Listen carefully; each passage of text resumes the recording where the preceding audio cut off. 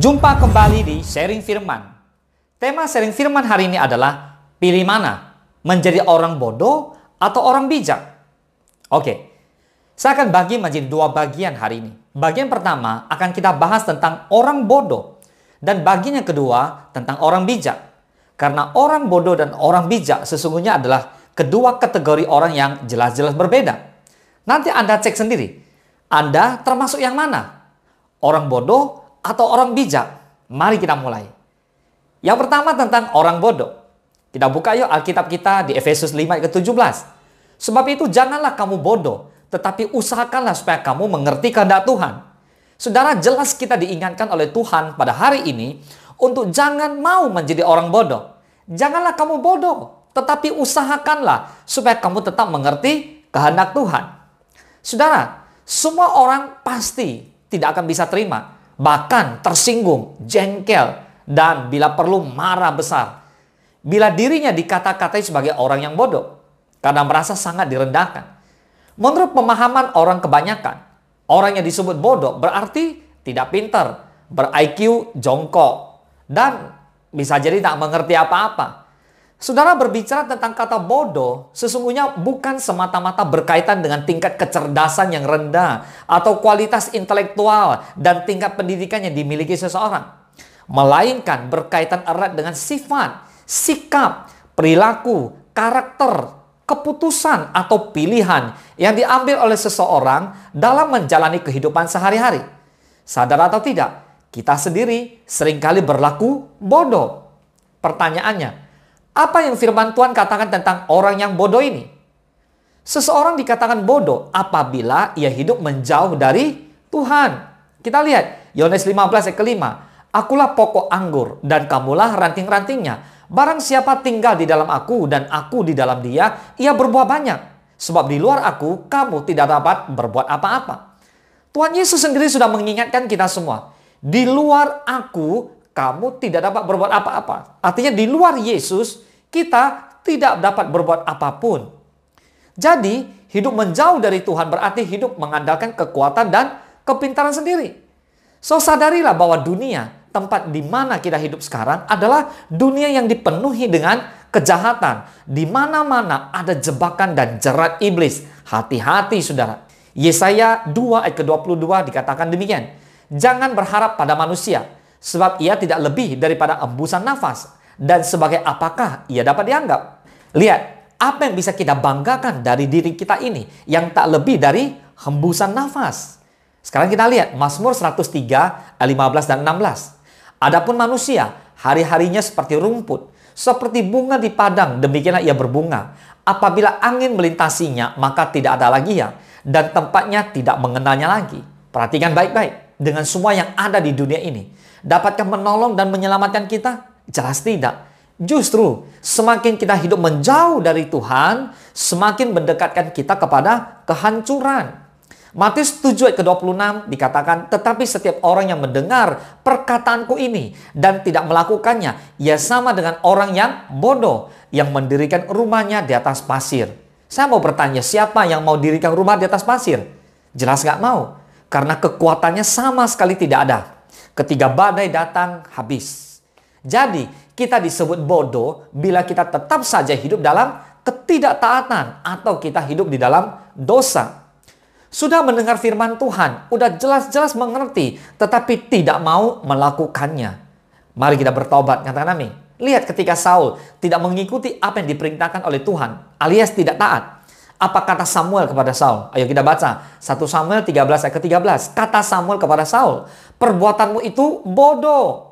Engkau tidak mengikuti perintah Tuhan Allahmu yang diperintahkannya kepadamu. Sebab sedianya Tuhan mengokohkan kerajaanmu atas orang Israel untuk selama-lamanya. Jadi, seorang percaya tak seharusnya berlaku bodoh.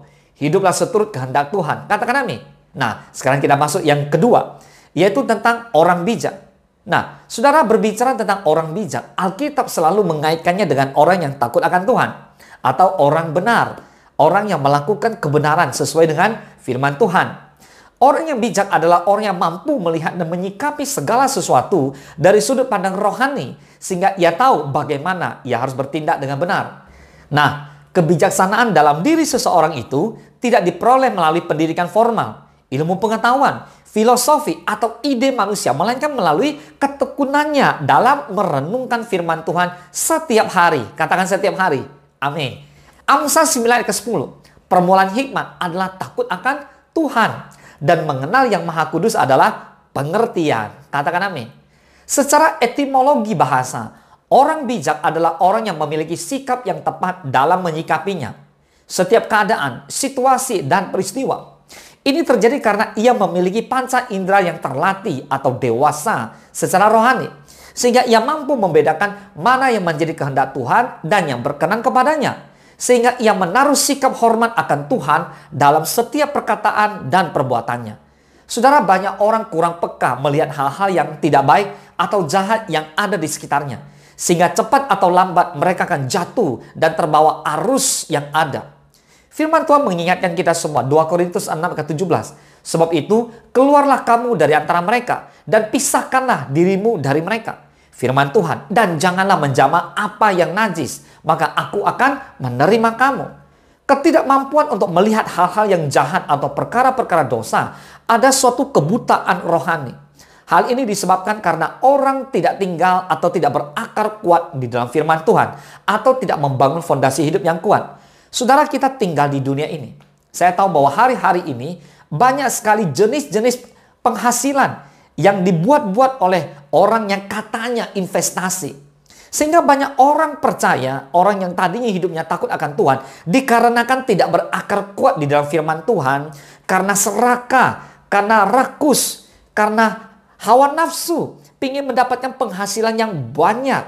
Akhirnya mereka terjebak dalam investasi-investasi yang gak jelas.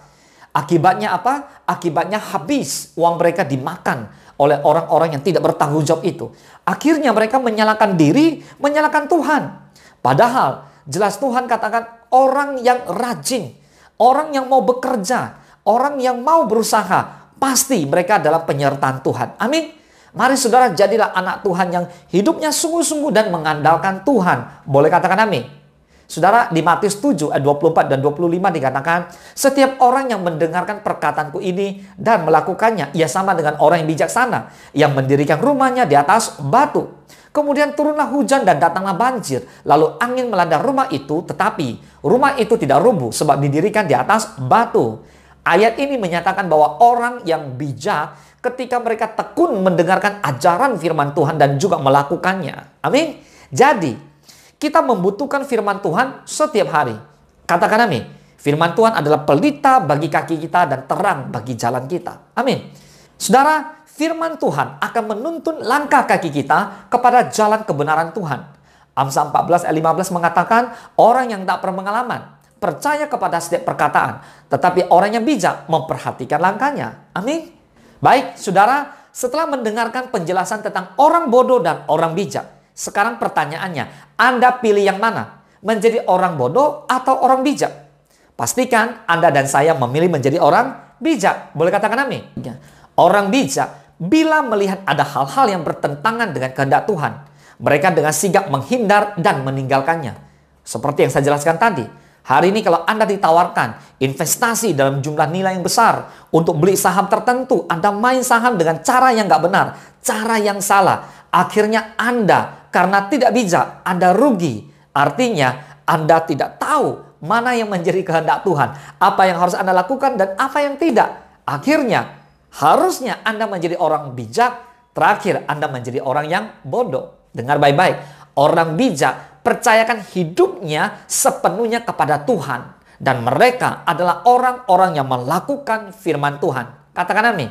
Sebelum melakukan segala sesuatu, mereka berdoa dan bertanya kepada Tuhan Yesus.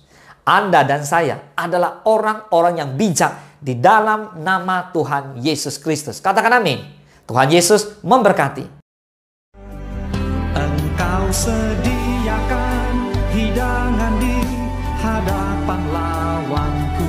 Engkau mengurapi kepalaku dengan minyak baru, kebajikan, kemuliaan